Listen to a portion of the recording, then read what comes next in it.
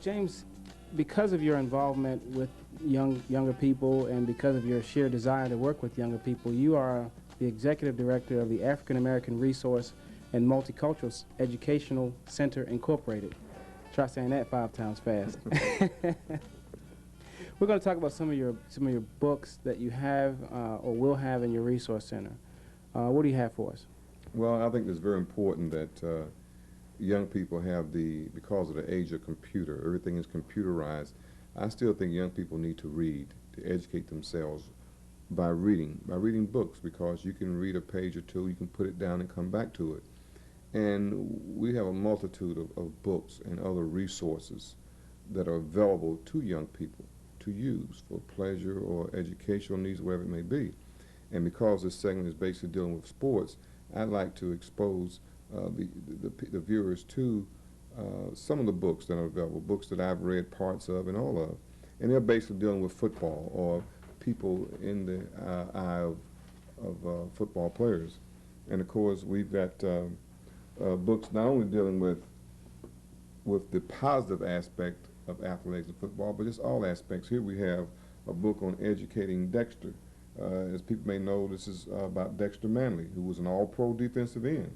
And in this book, he talks about football, fatherhood, cocaine addiction, and learned to read at age 28. Well, here's a guy that went through college, played 4 years of college football, couldn't read.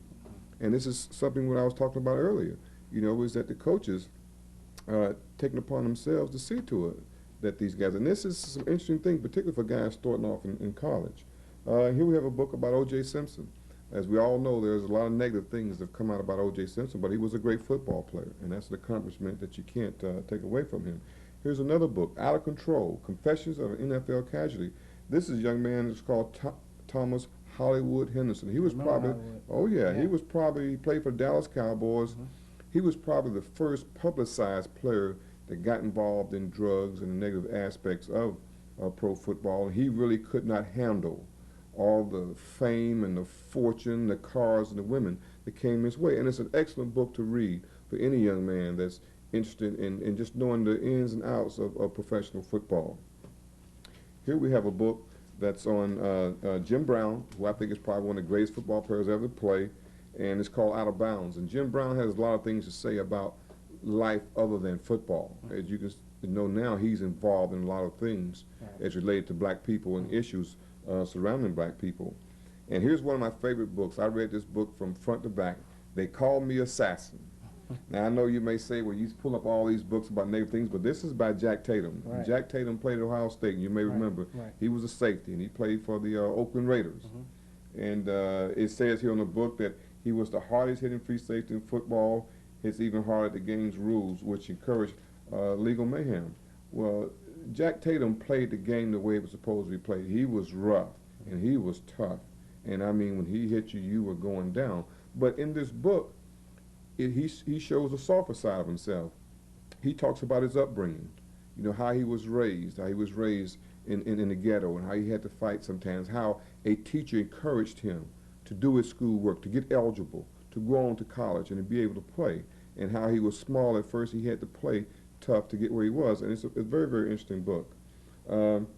This is another book, and it gives you another side of college football. It's called Down and Dirty, The Life and Crimes of Oklahoma Football. Here's a young man, Charles Thompson, who was, you might remember, the star quarterback for Oklahoma. Well, he got convicted of selling drugs.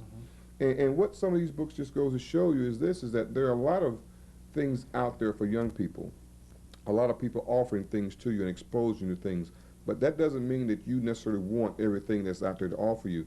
There's a lot of good in college athletics, but there's also a lot of bad if you will expose yourself to it. And here's another book, which I'm sure most of our viewers will be familiar with. Lawrence Taylor played at Carolina. LT lived on the edge. As you know, he's probably the greatest football player to play at his position, considered to be one of the greatest of all times. But once again, here's another young man that fell prey to the limelight and the pressures, ended up doing drugs, being bankrupt, bad business deals, and all those type things. And I think that a lot of positives can come from negatives that happen to other athletes. It's not all glamour, but then again, there are some good things too. And this is one of the books I want to point out here, is that Bo Knows Bo. Bo Jackson You know, and he's a special guy, as you can see here. Yeah. He was the man. He The played man. football and baseball. Right. And Bo Jackson was a very successful football player for Oakland Raiders. He played baseball for the Kansas City Chiefs. Matter of fact, we've got a poster here on the wall with Bo Jackson, him in his Oakland Raiders uniform, and as a player for the Kansas City Royals.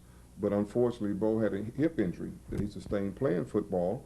And as a result, he had to have a hip operation and a hip replacement put in. Yeah. Came back and played baseball for a year or two.